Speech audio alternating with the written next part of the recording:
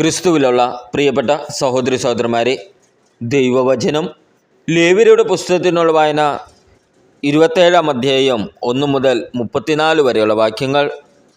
നേർച്ചകൾ.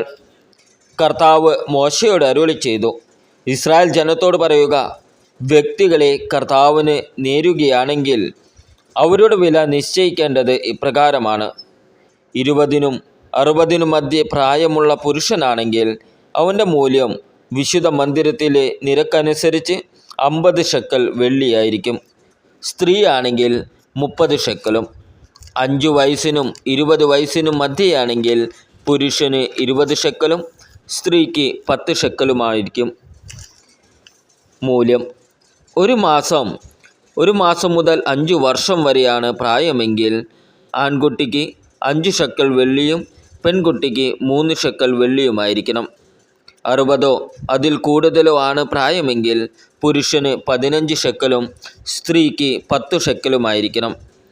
നിന്റെ മൂല്യനിർണയത്തിനനുസരിച്ച് നൽകാൻ കഴിയാത്ത വിധം ഒരാൾ ദരിദ്രനാണെങ്കിൽ അവൻ പുരോഹിതൻ്റെ മുമ്പിൽ ഹാജരാകണം. പുരോഹിതൻ അവൻ്റെ വില നിശ്ചയിക്കട്ടെ. നേർന്നവൻ്റെ കഴിവിനനുസരിച്ച് പുരോഹിതൻ അവന് വില നിശ്ചയിക്കട്ടെ. കർത്താവിന് ബലിയർപ്പിക്കാവുന്ന മൃഗത്തെയാണ് കർത്താവിന് നേരുന്നതെങ്കിൽ ആരു നേർന്നാലും അത് വിശുദ്ധമായിരിക്കും.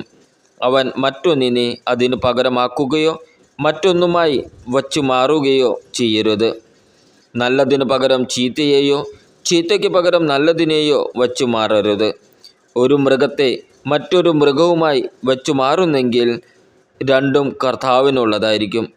കർത്താവിന് ബലി അർപ്പിക്കാൻ കൊള്ളാത്ത അശുദ്ധ മൃഗത്തെയാണ് നേർന്നിട്ടുള്ളതെങ്കിൽ അതിനെ പുരോഹിതൻ്റെ അടുക്കൽ കൊണ്ടുവരണം. നല്ലതോ ചീത്തയോ എന്ന് നോക്കി പുരോഹിതൻ അതിന് മൂല്യം നിർണയിക്കട്ടെ. പുരോഹിതൻ്റെ മൂല്യനിർണയം അന്തിമമായിരിക്കും.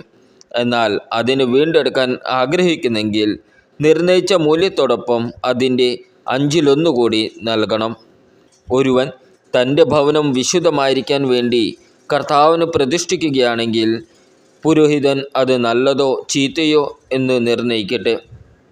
പുരോഹിതൻ്റെ മൂല്യനിർണയം അന്തിമമായിരിക്കും. വീട് പ്രതിഷ്ഠിച്ചവൻ അത് വീണ്ടെടുക്കാൻ ആഗ്രഹിക്കുന്നെങ്കിൽ നിർണയിക്കപ്പെട്ട വിലയോടൊപ്പം അതിൻ്റെ 1/5 കൂടി പണമായി നൽകണം. അപ്പോൾ വീട് അവൻ്റേതാകും. ഒരാൾ തനിക്ക് അവകാശമായി ലഭിച്ച വസ്തുവിൽ ഒരു ഭാഗം കർത്താവിന് സമർപ്പിക്കുകയാണെങ്കിൽ അതിനു വേണ്ട വിത്തിൻ്റെ കണക്കിനനുസരിച്ചായിരിക്കണം മൂല്യനിർണയം. ഒരു ഓമർ യവം വിതയ്ക്കാവുന്ന നിലത്തിന് 50 ഷെക്കൽ വെള്ളിയായിരിക്കണം വില. ജൂബിലി വർഷം തുടങ്ങുന്ന നാൾ മുതൽ ഒരുവൻ തൻ്റെ വയൽ സമർപ്പിക്കുകയാണെങ്കിൽ അതിൻ്റെ വില നീ നിശ്ചയിക്കുന്നത് തന്നെ. എന്നാൽ അവൻ ജൂബിലിക്ക് ശേഷമാണ് വയൽ സമർപ്പിക്കുന്നതെങ്കിൽ അടുത്ത ജൂബിലി വരെ എത്ര വർഷമുണ്ടെന്ന് കണക്കാക്കി അതനുസരിച്ച് പുരോഹിതൻ മൂല്യനിർണയം നടത്തണം. അത് നീ നിർണയിച്ച മൂല്യത്തിൽ നിന്ന് കുറയ്ക്കണം. സമർപ്പിച്ച വയൽ വീണ്ടെടുക്കാൻ ഒരാൾ ആഗ്രഹിക്കുന്നെങ്കിൽ നിർണയിച്ച മൂല്യത്തോടൊപ്പം അതിൻ്റെ 1/5 കൂടി നൽകണം. അപ്പോൾ അത് അവൻ്റേതാകും. എന്നാൽ അവൻ തൻ്റെ വയൽ വീണ്ടെടുക്കാതിരിക്കുകയോ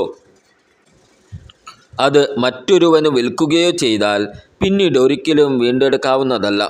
അത് ജൂബിലി വത്സരത്തിൽ സ്വതന്ത്രമാകുമ്പോൾ സമർപ്പിത വസ്തു പോലെ കർത്താവിനുള്ളതായിരിക്കും. അതിൻ്റെ അവകാശി പുരോഹിതനാണ്. പൂർവികരിൽ നിന്ന് അവകാശമായി ലഭിച്ചതല്ലാതെ വിലയ്ക്ക് വാങ്ങിയ വയൽ ഒരാൾ കർത്താവിന് സമർപ്പിക്കുകയാണെങ്കിൽ ജൂബിലി വരെയുള്ള വർഷങ്ങൾ കണക്കാക്കി പുരോഹിതൻ വില നിശ്ചയിക്കണം. അന്ന് തന്നെ അവൻ അതിൻ്റെ വില വിശുദ്ധ വസ്തുവായി കർത്താവിന് നൽകണം. വയൽ പിന്തുടർച്ച അവകാശമായി ആരുടേതായിരുന്നുവോ അവനിൽ നിന്ന് വാങ്ങിയവൻ ജൂബിലി വത്സരത്തിൽ അത് തിരികെ കൊടുക്കണം. എല്ലാ മൂല്യനിർണയവും വിശുദ്ധ മന്ദിരത്തിലെ ഷെക്കലിൻ്റെ കണക്കനുസരിച്ച് വേണം. 20 ഗേരയാണ് 1 ഷെക്കൽ. മൃഗങ്ങളുടെ കടിഞ്ഞൂൽ സന്തതികളെ ആരും വിശദീകരിക്കേണ്ടതില്ല. അവ കർത്താവിനുള്ളതാണ്.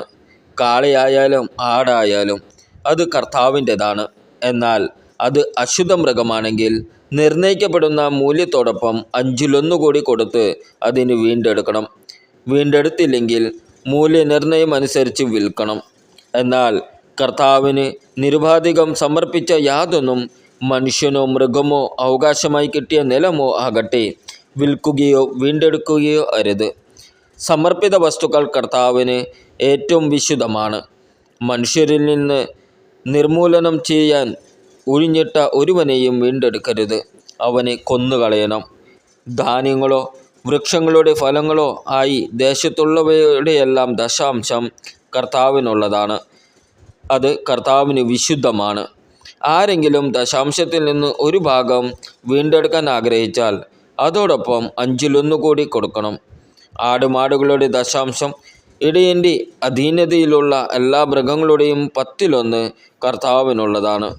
അവ കർത്താവിന് വിശുദ്ധമാണ്. അവ നല്ലതോ ചീത്തയോ എന്ന് അന്വേഷിക്കേണ്ടതില്ല. അവയെ വച്ചുമാറുകയുമരുത്. അങ്ങനെ ചെയ്താൽ അവയും വച്ചുമാറിയവയും കർത്താവിനുള്ളതായിരിക്കും. അവയെ വീണ്ടെടുത്തുകൂടാ. ഇസ്രായേൽ ജനത്തിനു വേണ്ടി സീനായി മലമുകളിൽ വെച്ച് കർത്താവ് മോശയ്ക്ക് നൽകിയ കൽപ്പനകളാണ് ഇവ. നമ്മുടെ കർത്താവായ ഈശോ മിശിഹായ്ക്ക് സ്തുതി.